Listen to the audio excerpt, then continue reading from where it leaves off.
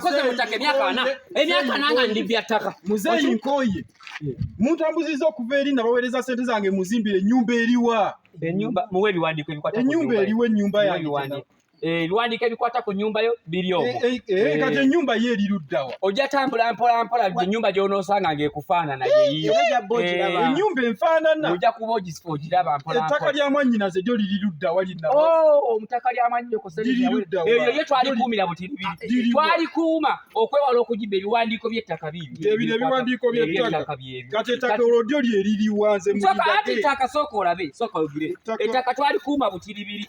Twamugulira ku ttaka bannange mwana ly'ettaka olengera butto asinza bikkiriza kakali kyebadde ngamba. Alo bannange ani yakuguza ettaka eryo kwe wazimba ennyumba tupa estate bannaye ate kati bano baawa mwemwe baani bannange nze simalina kumanya ndabika nfereddwa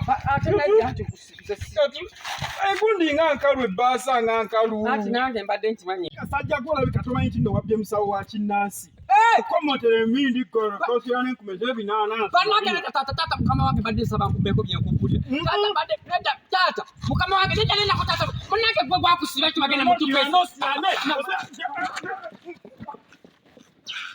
Kakwanjulire bannaffe abatupa Estates Limited ekampani ez'okuwonya embeera y'okujoogebwa okubbibwa n'okugajalangibbwa mu by'ettaka anti bano be balina olukusa olujjudde olubuwandiike ne certificate okuva mu URCB kale jangu otaasibwe bino wammanga jangu otunde ettaka lyo ate ogule ettaka lyo mu butongole ate mu mateeka nga ofuna endagaano ofuna ekyapa nga tolina n'endagaano okuva ewa chairman jangu okole title processing ngamba okola ku kyapa nga kikyo oba ng'oyagala kukikolera ku mulala oba ng'oyagala kugobera ku kyapa oba kufuna ekipya jangu otukirire abatupa Estates bakola land surveying gwe wenayagala okusurveying ettaka lyo mwana wattu abayina ekintu ekyo mu bukugu be batupa Estates Limited jangu oyayanire jangu otwale ku ploti zaffe eziri ku estate empya mu mukono mu mayanga estate nga wano nno osobola kufunako ploti yo okuva ku bukadde 2 n'ekitundu okudda waggulu ate nga n'emiwendo giteesebwako mwattu ne tukusalirako mwana wattu osobola okusasula mu kibanja mpola mpaka bw'omalayo anti kamukamu gwe muganda tutuukirire ku ofiisi zaffe gaggadde mu tawuni y'emukono ku Maz Building room number A7 okuliraana Centenary Bank waggulu wa Bank of Baroda